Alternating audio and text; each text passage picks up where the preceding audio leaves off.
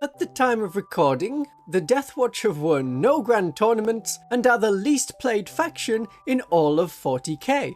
But they are very fun if you want to slay the alien, if you want to collect great models and smash them all together into a unit and call it a kill team, if you want an army of heroes where every model is a specialist, and if you couldn't decide which Space Marine chapter you wanted and realised that all of them is a viable answer. This is how to start a Deathwatch army. One place to start was with Deathwatch Overkill. That was the first box game to come out that really featured Deathwatch, and that was in 7th edition. In 10th edition, those 11 models that came in the box are a unit by itself, and they are available separately.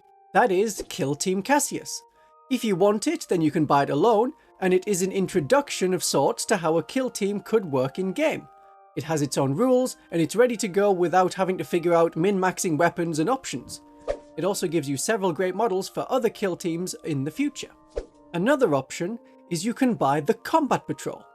Combat Patrol is a good way to get started with any of the 40k factions, and you get to play on a 44 inches by 30 inches board that is the right size to actually fit on the average British dining table, which is 5 foot by 3 foot. The stratagems and the enhancements are fun, and so you can learn that Deathwatch can be very tough, and they have special ammunition as an option. The Combat Patrol comes with a lieutenant, an apothecary, 3 aggressors, and 10 intercessors. If you're going to play Combat Patrol, save the aggressor missiles for a future Terminator kit, then you can make more Cyclone missile launchers. If you're not going to play the Combat Patrol mode, or if you don't mind playing the Combat Patrol mode with slight proxies, the Boltstorm gauntlets are better because then you can use the special ammunition which only works on bolt weapons. And you do get the full kit for these. These are not monopose, mono-build units like you get in other combat patrols like the Sisters of Battle Combat Patrol. The Apothecary is decent. Deathwatch models are very expensive for points, so an Apothecary being able to bring them back is really good.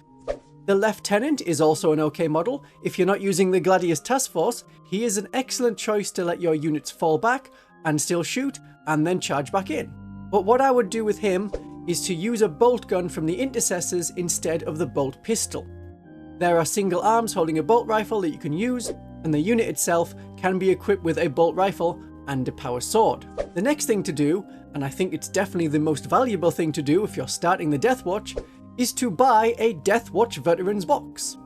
Now you get 5 models in the box, but you also get 14 pairs of arms worth of weapons, and 12 heads. So with the Intercessor helmetless heads and the Deathwatch upgrade sprue that also gives you a Mark 8 helmet, you don't need to use any of the Mark 10 heads that you get on the Intercessor sprue.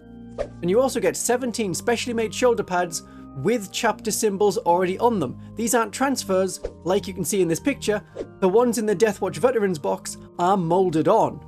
And you will have enough for 5 veterans, the 10 intercessors, and the lieutenant and the apothecary. Although the apothecary has their own apothecary symbol, if you wanted to use that as their shoulder pad instead.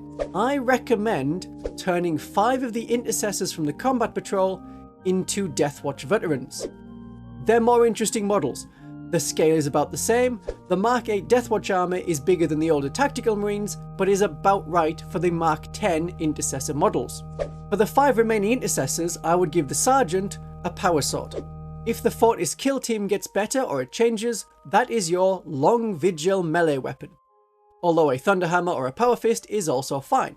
I don't know really how to feel about 10th edition changing all of the Deathwatch weapons to long vigil.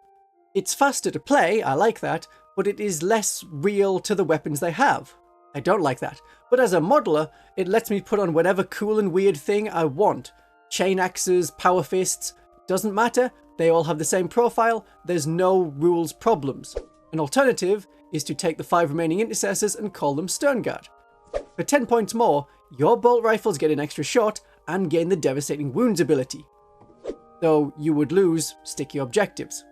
Having Sternguard does also fit the veteran idea of the Deathwatch. They're all meant to be people who know what they're doing and have been fighting a long time. On the Deathwatch Veteran sprue, there is enough parts to make one combi weapon that you could use if you wanted, and an Infernus Heavy Bolter at a push could be a Sternguard Heavy Bolter or the Pyre Cannon. Just decide which one before the battle. And that would give you 425 points for January 2024. Do remember that points change every 3 months, so don't go for that perfect round number.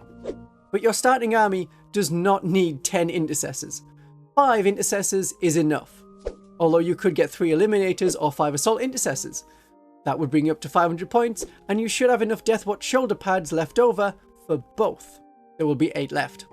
What to get next is hard, so get what you want. If you want the dropship, go for it. You want anything from the Space Marine range? That works. Please don't chase the meta. That is not a good way to collect an army. To pick an example that some of you will know, at the start of 10th edition, the special ammunition stratagems worked on all Deathwatch weapons. So getting anti-infantry 2+ on a weapon with devastating wounds was causing mass mortal wounds on a 2+ with no saves of any kind allowed. So Proteus kill teams had 3 Terminators with assault cannons and veterans with long vigil range weapons to exploit this, but not anymore. So build what you think is cool, and the rules will permit it. Another issue is the battlesuit and the points problems. Some units like the Space Marine Gladiator, the Imperial Guard Lehman Russ tanks, and now the Tau battlesuits are getting split into different units with set weapons and points. This may happen for kill teams. A Proteus kill team may be 5 Terminators and 5 veterans. A different Proteus kill team, something called like an Aquila kill team, may have 5 veterans and 5 Vanguard veterans with jump packs. These 2 hypothetical examples would have different points as a way to resolve the Proteus kill team costing so much. It also allows Games Workshop to sell monopose kits. They like monopose kits because they don't have to produce as much plastic, and it's easier for newcomers, in theory. But we won't know exactly what will happen to the kill teams until the Codex. The Deathwatch change at least once per edition for what is allowed to be fielded. With the Deathwatch army, you will end up in one of 3 camps. Either you will spend a lot of money on things like upgrade sprues and getting just the right models, or you'll kitbash, or you'll have an army that looks so much like a regular Space Marine one that it doesn't include any of the special Deathwatch units. So trying to fit kill teams is difficult. You could get 5 Terminators, whether to go in a Proteus kill team or just by themselves. They are no longer sold as the Deathwatch Terminator box, which was just older Terminator models with Deathwatch shoulder pads. I mean, do you care about the Deathwatch shoulder pads? That's a question. Just buying the eye symbol shoulder pads can get quite expensive very quickly. It's much better to not care or to paint on an eye symbol yourselves. So 5 new Terminators, that is a nice kit. Those are nice models. You can't build these as assault Terminators, which is annoying, but you do get 3 special weapons. Deathwatch Terminators can currently use 3 of the special weapons. Normal Terminators can only have 1. So I would say, have the assault cannon, have the Cyclone missile launcher, and then, if you didn't use them on the aggressors, put a set of missiles on the back of another Terminator for a Cyclone missile launcher. If you got the monopose Leviathan Terminators, you could also stick aggressor missiles onto 2 of them, and with the assault cannon, there's your 3 special weapons, and under 10th edition index rules, this is okay. Now if you wanted to make the Terminators fit the Proteus kill team, you currently have 1 too many Terminators. To keep that unit at toughness 5, you will also need 1 bike. The way kill teams work is you go by the majority of models in the unit for figuring out the toughness. If it's equal, pick the highest. So 4 Terminators and a bike, that's 5 models with toughness 5. The 5 veterans you have to include, they are toughness 4. As it's equal, the unit is toughness 5 and a lot tougher than it otherwise would be. So you need 1 bike, just 1, and that is best found second hand. Or what you could do is get Kill Team Cassius. Even if you don't want to use them with those rules, you have more models to put the weapons from your Deathwatch Veterans kit onto. The weapons will fit. And you get a bike. And you get a Terminator. And any one of your Terminators could be made into a character in Terminator armor. A sergeant with a power sword and a captain with a power sword look exactly the same. And a captain can also have a stone bolter and a power fist. You have enough parts for a Proteus kill team and more besides. Kill Team Cassius also gives you a chaplain and a librarian. These models are a little bit smaller than the Primaris models, and also a bit smaller than the Mark 8 Deathwatch models. I've also shown off there some Mark 6 from the Horus Heresy range. That's how I built some of my Deathwatch. And although Kill Team Cassius has bits that should only be built one way, you can use any of the parts you have left over from the Deathwatch Veteran box and the Intercessor squad to make these into more veterans. That is a lot of options as a starting point.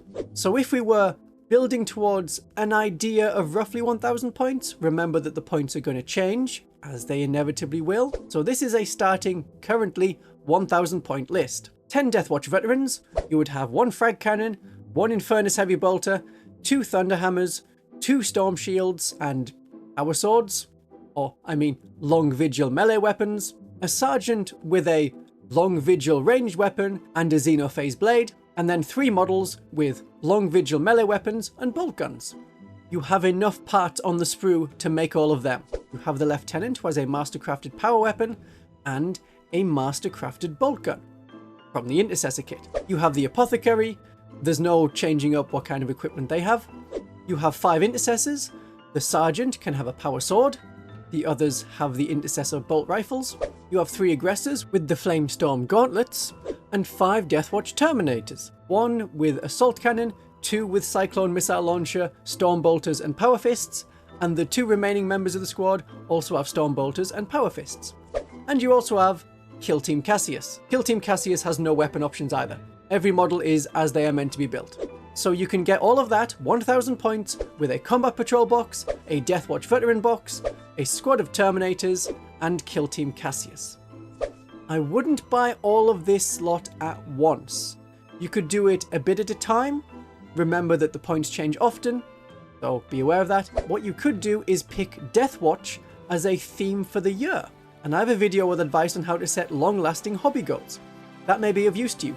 Or instead, look more into how to play Deathwatch with their specialist units. My darlings and viewers, death to the alien.